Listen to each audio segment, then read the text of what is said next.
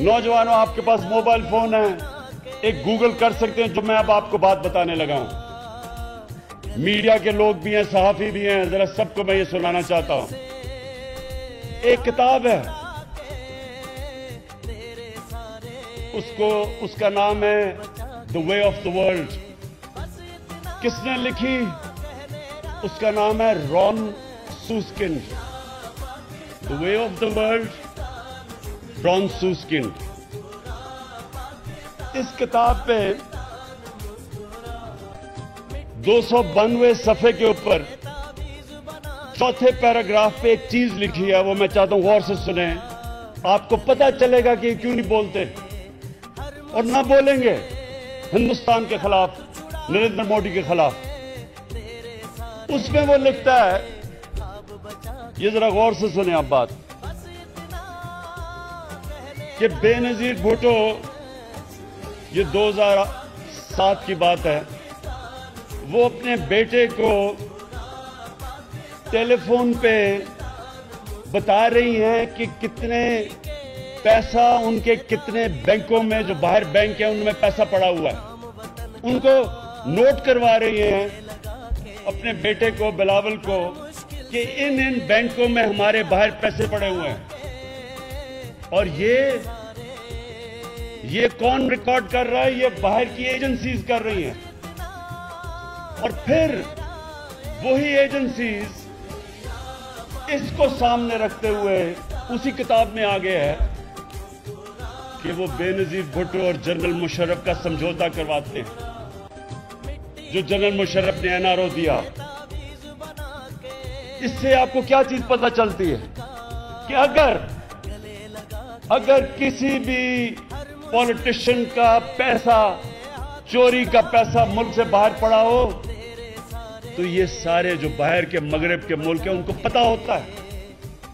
और वो इस इल्म से कि उनको पता है पैसा किधर है, वो कंट्रोल करते हैं आपको।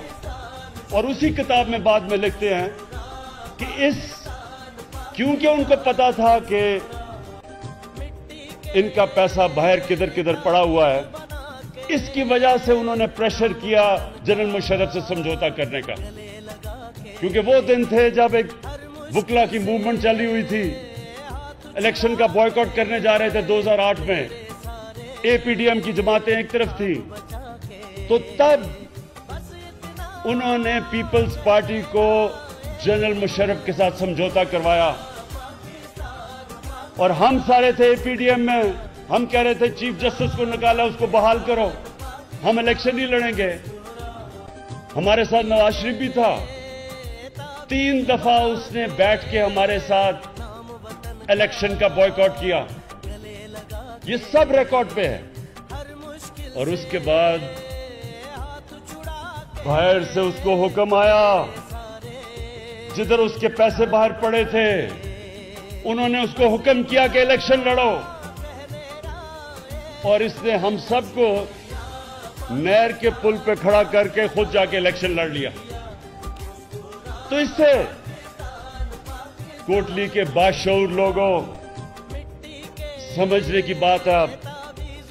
आपके कितने लोग बाहर मैनचेस्टर, इंग्लैंड, कई, मैं कश्मीर वहां से मिलता हूं जो कोटली से आए हुए हैं, वो सब समझते हैं इन चीजों को कि अगर आपकी चोरी की हुई जायदाद बाहर के मुल्कों में पड़ी है, उनको सब पता होता है और वो उसके जरिए कंट्रोल करते हैं। तो नवाज शरीफ ने भी इलेक्शन लड़ा बाहर के हुक्म पे, इधर भी पीपल्स पार्टी ने भी इलेक्शन लड़ा, क्योंकि उनको पता था इनकी जायदाद किधर है। अब नरेंद्र मोदी से ये उसको क्यों साथ मिलाना चाहता था नवाज शरीफ? क्योंकि ये भी कश्मीर के लोगों, सुन लो कोटली के लोगों, जो हिंदुस्तान की लॉबी है बाहर और खास तौर पे अमेरिका में, वो इस्राइल के साथ मिलकर काम करती है, सबसे तकड़ी लॉबी है। उसको दोस्ती इसलिए कर रहा था नरेंद्र मोदी से कि वो इसकी मदद करे, अगर इनके जो पैसे बाहर पड़े हैं वो बच जाएं। तो ये जो नरेंद्र मोदी मुल्क को बुरा भला कहता था, पाकिस्तान